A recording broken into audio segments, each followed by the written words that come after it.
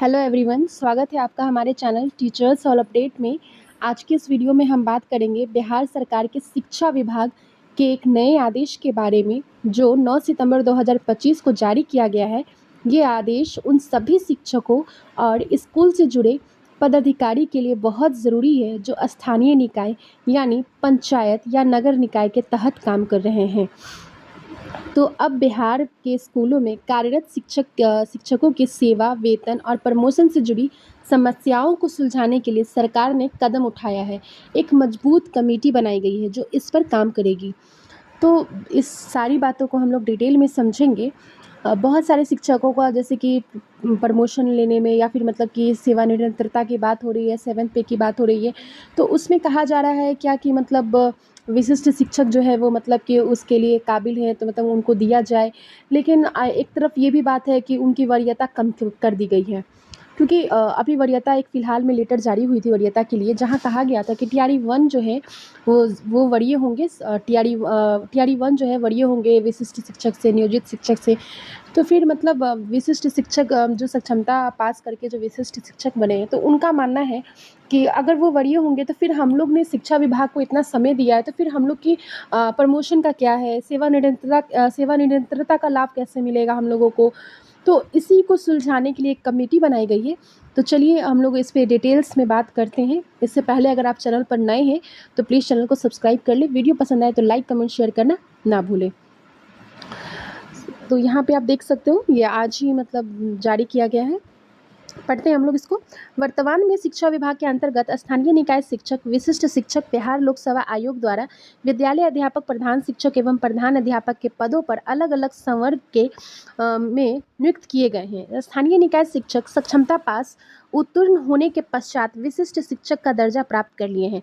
और जो भी स्थानीय निकाय शिक्षक है, आपको पता है, वो सक्षमता एग्जाम देने के बाद जो है वो विशिष्ट शिक्षक का दर्जा उनको प्राप्त हो गया है।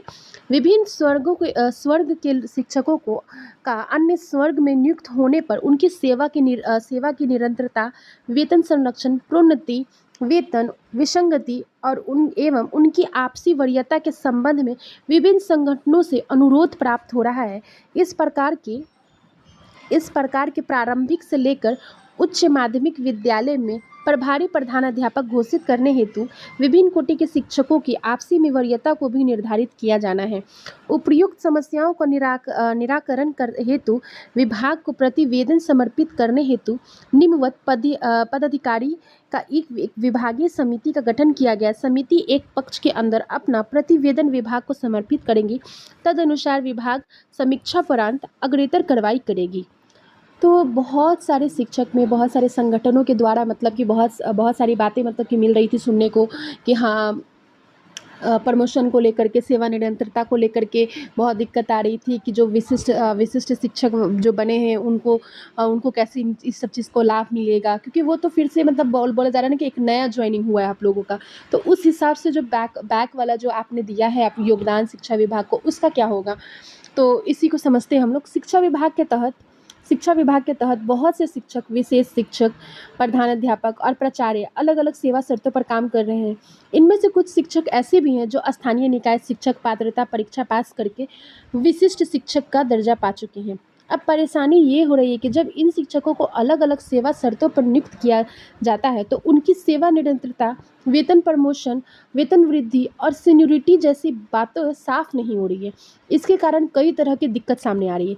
जैसे कि अब स्कूल में आम सा दिक्कत है ये है कि अगर मतलब HMST अगर नहीं है स्कूल में तो अगर वो रिटायर ही हो रहे हैं तो अब किसको मिलेगा।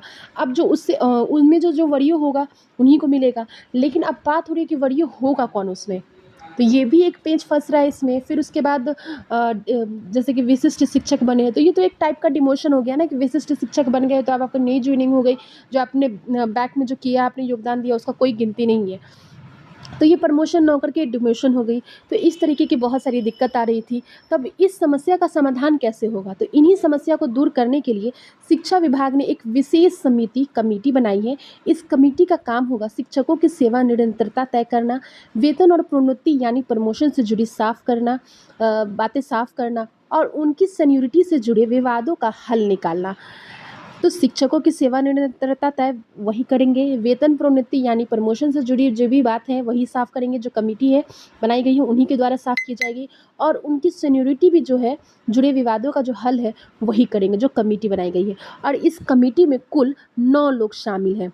प्राथमिक जो है शिक्षा के निदेशक हैं, अध्यक्ष होंगे। श्री पंकज कुमार परामर्शी सदस्य हैं। श्री मनोरंजन कुमार निदेशक प्रशासन सदस्य।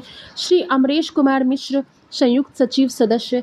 श्री अमित कुमार उप निदेशक क्षेत्रीय शिक्षा हसनपुर सदस्य। श्री संजय कुमार चौधरी उप निदेशक सदस्य। श्री अब्दुस सलाम अंसारी उप निदेशक मानसरो सदस्य। श्री संजय कुमार सिंह आंतरिक वित्तीय सलाहकार शिक्षा विभाग सदस्य। श्री योगेश कुमार जिला शिक्षा पदाधिकारी गोपालगंज सदस्य। अब आगे क्या होगा? अब ये समिति एक रिपोर्ट तैयार करेगी और उसे शिक्षा विभाग को सौंपेगी। इसके आधार पर आगे की कार्रवाई की जाएगी, जिससे शिक्षकों की दिक्कतें दूर होंगी। आदेश जारी हुआ है 9 सितंबर 2025 को। अगर आपको यह जानकारी अच्छी लगी हो तो वीडियो को लाइक ज़रूर करें, शेयर करें और चैनल को सब्सक्राइब करना ना भूलें। कमेंट में ज़रूर बताइए कि आपको आप कौन से ज़िले से हैं और आपकी क्या राय है इस आदेश पर। और अब बिहार सरकार के स्कूलों में जितने भी कार्यरत शिक्षक की जो सेवा है, वेतन और प्रमोशन से जुड़ी समस्याओं को जो सुलझाने के लिए सरकार ने कदम उठाया है, एक मजबूत कमेटी बनाई गई है जो इस पर काम करेगी। वो बेहतर सुझाव है या नहीं है ये भी बताएं। तो आज की वीडियो में इतना ही। वीडियो पसंद आए तो लाइक कमेंट शेयर करना ना भूलें। वीडियो में बने रहने के लिए बहुत धन्यवाद। आपका दिन शुभ हो।